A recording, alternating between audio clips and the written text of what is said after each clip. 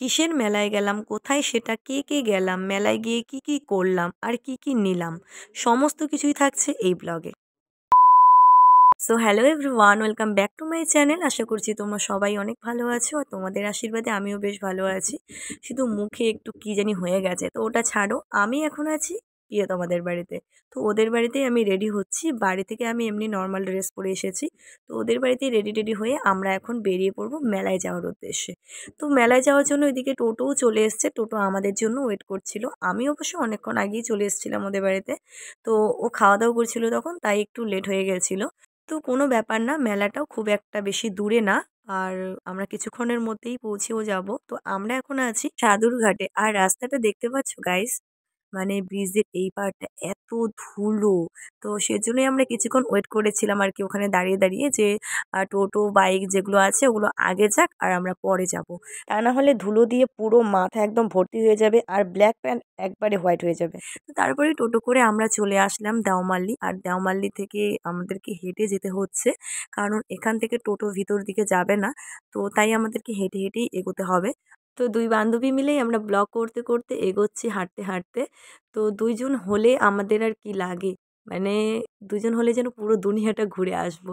সাইডে দেখতে পাচ্ছ এটা কিন্তু ফরেস্ট, আর আমরা অনেকটা কাছাকাছি চলে এসেছি। এখান থেকে দেখাই যাচ্ছে। তো এই মেলাটা কি আমি তোমাদেরকে একটু পরে বলছি। প্রতি বছরই আসি আমরা এই মেলায়। আর এই মেলাটা না আমাদের বাড়ি থেকে খুব একটা বেশি দূরে না, ৮ কিলোমিটারের মতো। তো রাস্তাটা কিন্তু এবার অনেকটাই ক্লিয়ার রেখেছে।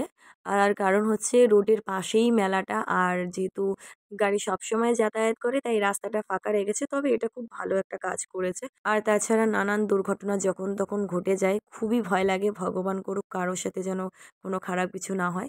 তো যাই হোক, তোমাদেরকে বলি গাইস, এই মেলাটার নাম হচ্ছে সোনাখুলি মাজার মেলা। তো মেলাটা কিন্তু অনেকটা বড়, তোমরা দেখতেই পাচ্ছ অনেকটা জায়গা জুড়ে মেলাটা।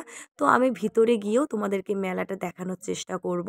যেহেতু আমি সকালবেলা আর কি একটু আমিষ খেয়ে এসেছি, তাই আমি ভিতরে যাচ্ছি না। এখান থেকেই তোমাদের দেখানোর চেষ্টা করছি। এইদিকে মাজারের নিচে দেখো সবাই পুজো দিচ্ছে, ধূপকাঠি, মোম, বাতাসা আর কি দিয়ে। তো যারা যারা নিজের নিজের মনস্কামনা জানায় এখানে, তারা কিন্তু পজিটিভ রেজাল্টও পেয়েছে। তো আমরা চলে আসলাম এখন একটু মেলার দিকে। মেলার ভিতরে এদিকে ঢুকতে না ঢুকতেই দেখো আমি কি কাজ করছি। এই কাজের জন্য আমি মানুষের একদিন খুব গালি খাবো। কিছু তো নেব না, শুধু শুধু ঘোরাচ্ছি।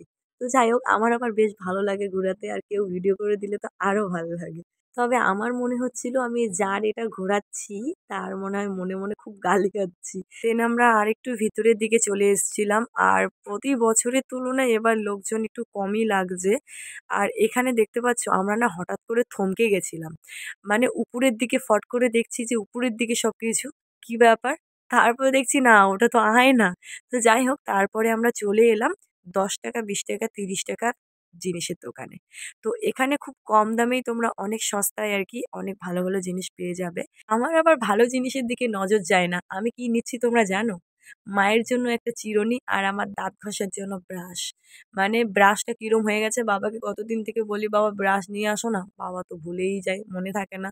আর এদিকে মায়ের একটা চিরুনি হয়তো আমিই হারিয়ে ফেলেছিলাম। তাই ভাবছি যে না, আজকে একটা চিরুনি নিয়ে যাবো। তো তাই এখান থেকে আমি চিরুনি আর ৩ টা ব্রাশ নিলাম।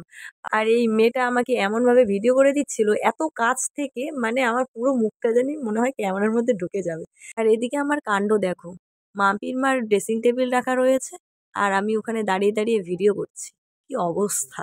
আর রাত না হলে কি মেলায় মজা বলো তো? এসব কিছু বন্ধ রয়েছে আর এদিকে শুধু নাগরদোলাটা চলছে। আর ওইদিকে মনে হয় ব্রেক ডান্সটা একটু চলছে। মেলায় ঘোরার মজা তো রাত্রিবেলা, দিনে ঘোরার মজা নেই। তো তারপরে আমরা অনেকক্ষণ ঘোরাঘুরি করার পর চলে যাচ্ছি এখন খেতে। অনেকটা সময় এদিক ওদিক গেল।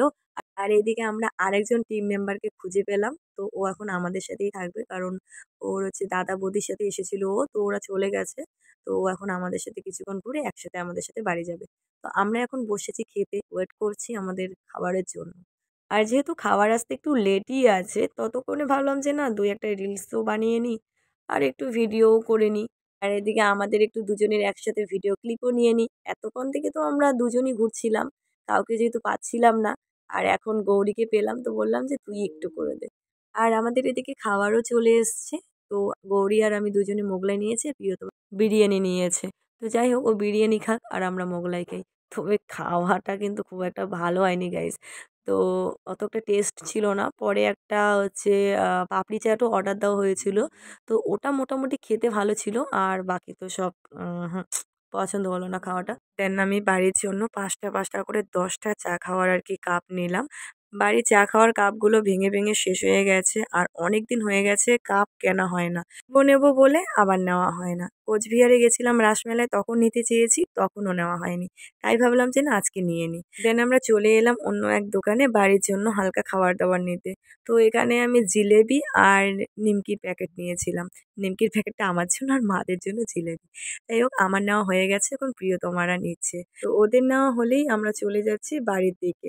এদিকে দেখতে পাচ্ছ আজকে কি নিয়েছি মেলায়? ২ রকমের কাপ, নিমকি, জিলেবি আর একটা পপকর্ন। এইদিকে প্রিয়তমা কুল করছে অনেকক্ষণ থেকে। ওইদিকে কুল নিয়েছে, এদিকে আবারও কুল নিল।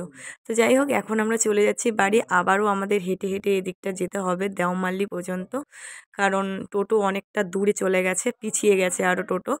তো তাই আমাদেরকে হেঁটে যেতে হচ্ছে এদিকটা। আর টোটোতে উঠে আমরা বাড়িতেও চলে এসেছি, মানে প্রিয়তমাদের বাড়িতে। মাঝে আর কোনো ভিডিও করা হয়নি। তো এখন আমি চলে যাব বাড়ি আর ব্লগটাও এখানে শেষ করছি। দেখা হবে পরবর্তী ব্লগে খুব তাড়াতাড়ি। সবাই ভালো থাকবেন।